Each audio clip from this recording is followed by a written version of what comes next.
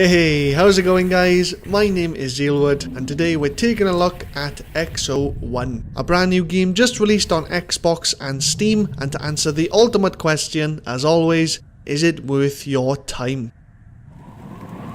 So, XO1 is a single-player, indie, sci-fi, atmospheric, exploration, flight/roll simulation game. Set in the vast cosmos of space, you take on the role of an unidentified pilot in direct control of a unique, alien traversal system. You'll be embarking on an interplanetary journey, enjoying a number of grand, wondrous sights, all while constantly defying the laws of physics.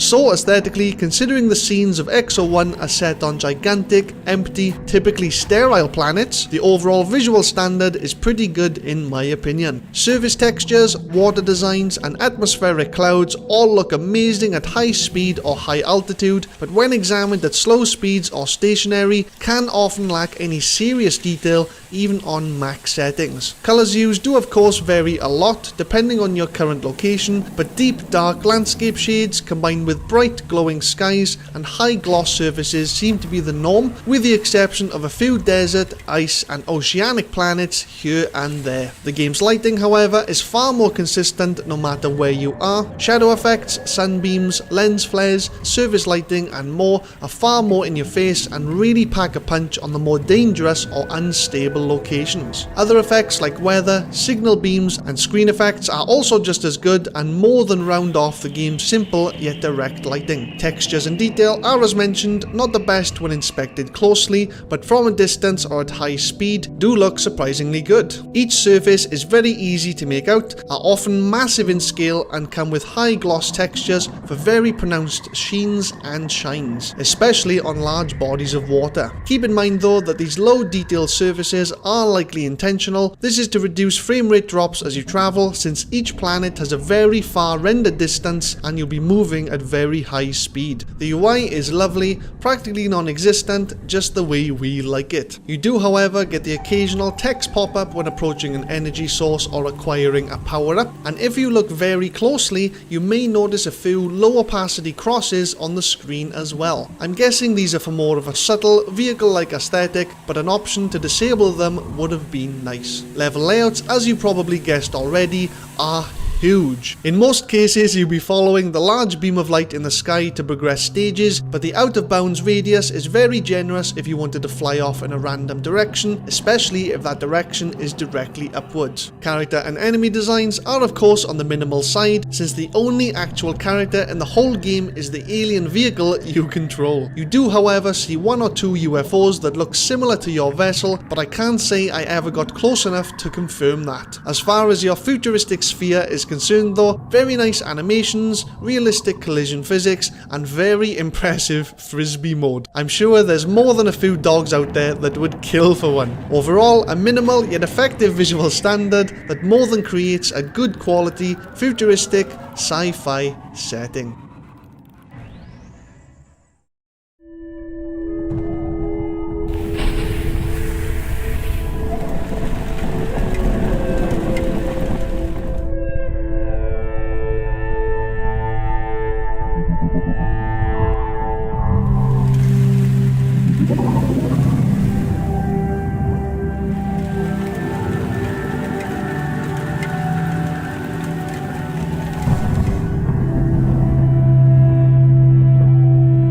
The OSTs of XO1 are pretty decent. Futuristic FX sounds, light instrumental sounds and plenty of reverb create a peaceful, majestic, somewhat lonely ambience that definitely matches the grand scale of the planets, structures and asteroids you'll be exploring. Each track is surprisingly minimal, gentle and emotional regardless of your location, but do seem to lack variation when comparing smouldering, frozen or vegetated planets. Soundtracks in general are also very few and far between during normal gameplay, meaning on a 25-minute plan adventure you'd be lucky to get 5 minutes of music, which personally I prefer thanks to the game's incredibly high quality sound effects. Environmental sounds, surface sounds, wind effects, vacuum muffles and your vehicle sounds are all unbelievably immersive and really capture your attention on high volume or when using headphones. It's like you can almost guess a planet's surface temperature just from the environmental and surface sounds alone. A brilliant job, I must admit. And finally, the game does come with very occasional voice acting in the form of incomprehensible gibberish during area transitions, which provide a far more foreign narrative to an incredibly unclear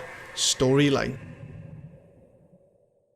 Now for the gameplay. So firstly, XO1 doesn't have any difficulty options to choose from before you play. It is what it is whether you like it or not, just like every good game should be. The lore of the game is about as vague as its objectives. But from what I gathered, you take on the role of an unidentified pilot in direct control of a super advanced alien traversal system known as the XO1. Thanks to stage transition cutscenes and dialogue flashbacks, it's safe to say that the pilot of this probe is indeed human. The blueprints of the vehicle were found on Jupiter, and since the XO1 has no obvious cockpit in sight, I'm guessing the pilot has somehow merged with the vehicle, which likely explains all the past tense dialogue about one-way trips and goodbyes. The ending is just as confusing and created far more questions than actual answers, but that's pretty much all you get from a storyline perspective. When you first start the game, you're shown a short intro cutscene that briefly mentions the probe, Jupiter, and pilot. You're then shown the first of many planets you'll be exploring throughout the game, where you descend upon it, take control of your character,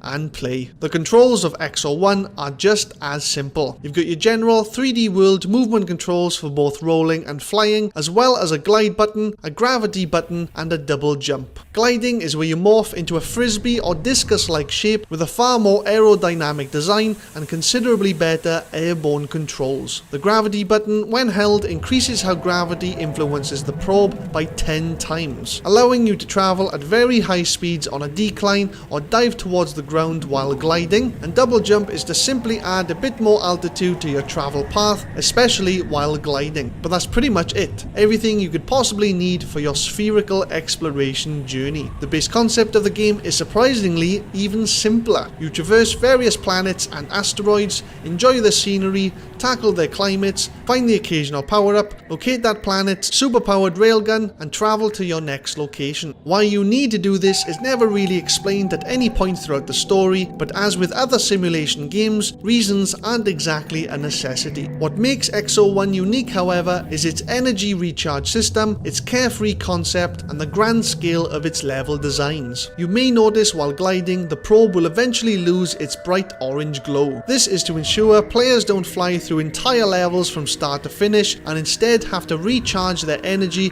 before they can glide again. This is mainly done through generating kinetic energy like rolling on the ground, diving through water, or traveling through rain clouds. These mechanics often force you to come back to ground level in order to gain both momentum and energy again. Your gliding duration can be increased, however, by finding large white power-up orbs hidden around the map. But do not worry, I'm pretty sure you can complete the entire game without collecting any. Due to the very laid-back objectives and the fact that your probe is practically indestructible, flying and rolling through the many planet terrains is brilliant. Your movements are surprisingly fluid and precise, traveling at super high speeds is often alluring, and certain planets will also restrict your abilities in some way to provide a bit more of a challenge to mix things up a bit. And I have to say, the sheer size of the many planets, asteroids, structures, and biomes is truly captivating. If you're playing on full screen and using a large monitor, the ocean planets and asteroid stages may induce slight fear of the sea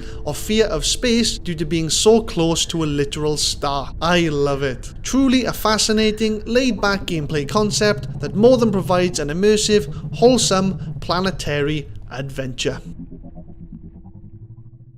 So for the ultimate question, is it worth your time? XO1 provides a simple, enchanting, and effortless gaming experience thanks to its high velocity mechanics, massive structures, and smooth controls. The lack of replayability, vague story, and short duration, however, may hinder the title from reaching truly exceptional heights. I'm going to give this game a 4-star or 80 out of 100. Considering the game is technically a glorified rolling/flight simulator, I'm not gonna lie, I had a lot of fun. I loved the probe's physics-defying mechanics that don't go too overboard from a sci-fi perspective. I loved feeling so incredibly tiny on these grand, enormous worlds. The fact that you're obligated to recharge your power by returning to ground level. I even loved the lack of actual difficulty and combat mechanics of any kind. The lack of lore wasn't an issue, however, but a less vague conclusion would have been a far better experience for a game with this kind of futuristic concept.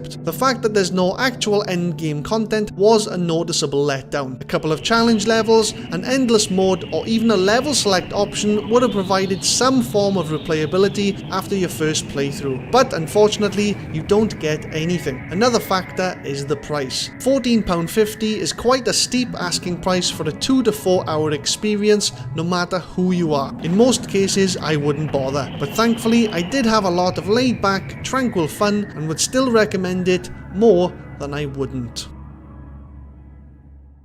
Well guys, I hope you enjoyed the video. If you did, leave a like, subscribe if you want to see more games I'll be reviewing in future. I really do appreciate it. And funny enough, I finally unlocked my YouTube community tab. I will be checking up a few posts in the near future, but don't worry, I won't be spamming them. So as always, all the best guys, take care.